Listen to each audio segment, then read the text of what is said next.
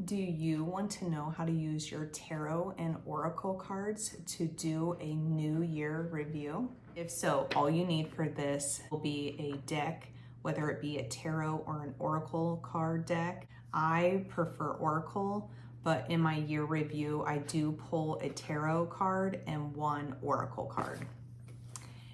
And a journal, whatever your journal, you can have a fancy journal or you can just be like me, more practical with a notebook. This is my manifestation journal. I have all types of things in it, but I like to put my year in review in this journal as well. So depending on what type of a reader you are, it will depend on how you will do this, and there's no right or wrong answer. For me, when I'm doing the end of the year review, I like to use resources because it's almost like I want something to tell me what the energy behind that month is going to be. So as you can see, I have this guided tarot book. I got this book at Five Below. I have been back to see if I can get a new one, and I do not see this book there anymore, but I'm assuming you could probably get it on Amazon. I will see if I can find it, and if so, I'll link it below. But as you can see, this book is well loved. I've had it for 4 years. I like to write notes in it, but I do use this book for when I'm pulling a tarot card. And then also, I do use the book and the oracle card deck. I feel like the creators spend a lot of time designing the decks and the books as well. So I'm not too proud to use the books, and it doesn't make you less of a reader if you use the books. So I just want to put that out there for anybody that does struggle with that. Since it was my first time doing it last year, I did a whole lighting candles, pulling more than 2 cards. It was pretty elaborate and it was cool and I liked it. And if that's for you, you can do that, of course, whatever your style is. This year, I'll only be pulling 1 tarot card for the energy behind that month, and then a clarifier with my oracle deck.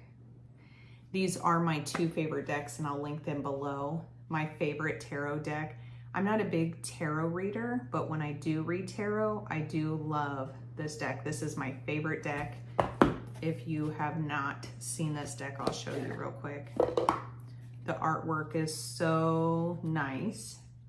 It's more practical to this day and age, so it is a lot easier to read.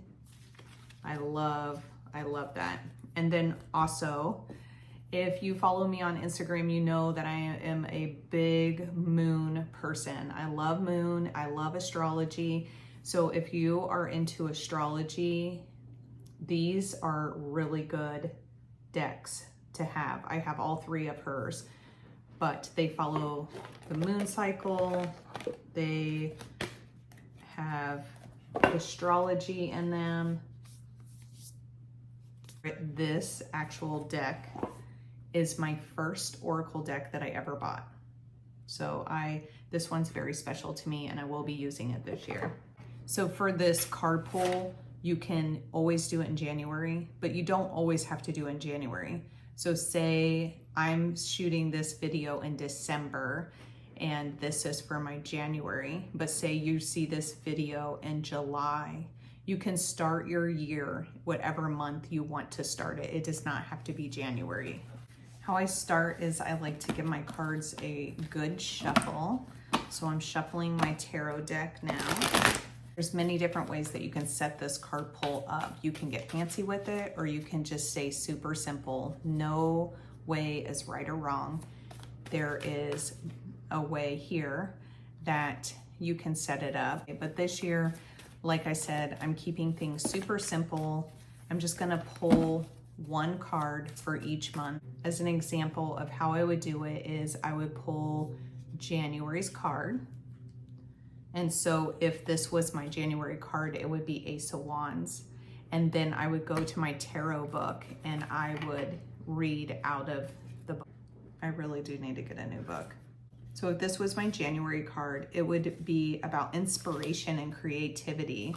which would be a great card. The general reading of this card, when the Ace of Wands appears, it brings flashes of inspiration that guide you towards beginning a new adventure. This may manifest as creating a new project, traveling, beginning a new relationship, or starting a business.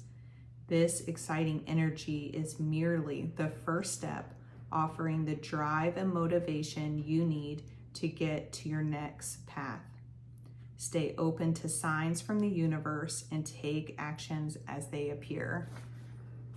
I hope I get this card. And then, so I would write keywords in my journal, some pieces, whatever stands out to you when you're reading the book. Those I feel are your intuition saying that's the energy behind your month. But if you like to read intuitively, you would just pull your card and write down intuitively what you want. And so then another example as a clarifier card is I would pull this. So these two cards, I don't know who this is for or if this is for me. I hope this is for me, but this might be for somebody else. But step out of your comfort zone. So there's something big coming. There is a strong feeling when you get this card that it is time to leave the past behind somehow because you are headed in the right direction. If you want to be happy and fulfilled, you need to get going towards doing the things that scare you. This card is all about living your life's purpose, which is possibly what you've asked about. It's urging you to dare to do something different with your life in the direction to take action. So are you willing to follow through and lead the life you incarnated to live? If you finally found the courage to make the leap, there's a good chance you'll come to ask yourself, why did I wait so long? Wow. Maybe this is just a collective message for all of us. I love that. But so then I would take my journal and then I would write in it keywords that come into play here. And the good thing about these this deck, I'm a big affirmation person. If you are too, check out a lot of my affirmation videos. But so then I would write the affirmation, I know I am headed in the right direction.